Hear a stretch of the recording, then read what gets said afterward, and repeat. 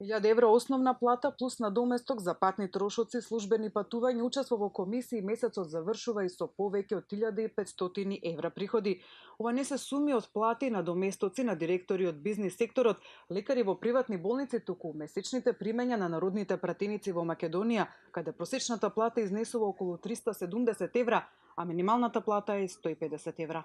Топ тема на ваша страна на социјалните мрежи го постави прашањето дали се согласувате пратениците да добиваат 3,5 до 4 плати поголема плата од просечниот македонец и еве какви одговори добивме. Апсолутно не, многу е и тоа и не ја заслужуваат. Многу е таа што ја земаат сега се дел од кратките недвосмислени ставови за платите на пратениците.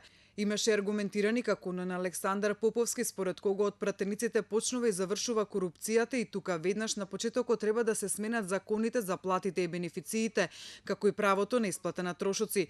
Тој додава дека пратеникот е најважна карика во политичката функција и поради тоа тој мора да биде пример за професионален политичар. Сашо Мержановски пак смета дека се потребни некои корекции на платите на пратениците, иако вели тој, пратеничката работа воопшто не е едноставна.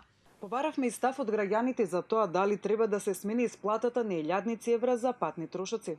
Коментарот на Сашо Пацевски нова беше дека ништо повеќе од просечна плата и патни трошоци за одење со автобус, а посебно е небулоза до животна пензија од 1.000 евра за председателот. Антонио напиша да за платата на пратениците, но не за патните трошоци.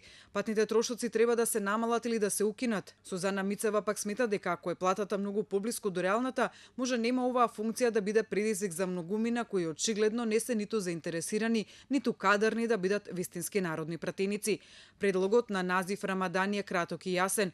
Предлагам 10.000 евра плата за пратениците, но да се работи во корист на граѓаните и да не крадат. Твитерџијата аналитичарот е на став дека со тоа што пратениците добиваат поголема плата, повеќе необразовани пратеници добиваме кои се таму поради плата. За разлика од него, твитерџијата Тракинарди смета дека пратениците имаат мала плата и оти треба да земаат 10 пати повисоки плати од просечната, без екстра паушали од 3.500-4.000 евра, но и да бидат отчетни. Никнејмот Васка Праска пак е со став големи плати за стручност, одговорност и отчетност. Тоа многу помалку ќе ја чини државата од корупцијата. Добивме и вакви одговори.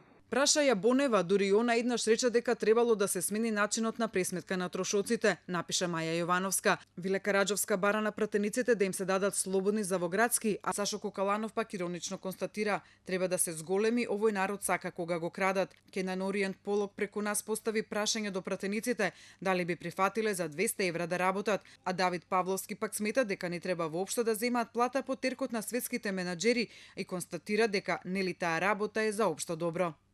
Пратеничките плати и бенефиции не еднаш веа во фокусот на вниманието на јавноста, особено кога самите се изгласаа пред време на пензија, одлука што ми укина Уставниот суд, но затоа добија таблет компјутери кои чинеа по 650 евра, курсеви за јазици и символични цени на менито во Собранискиот ресторан.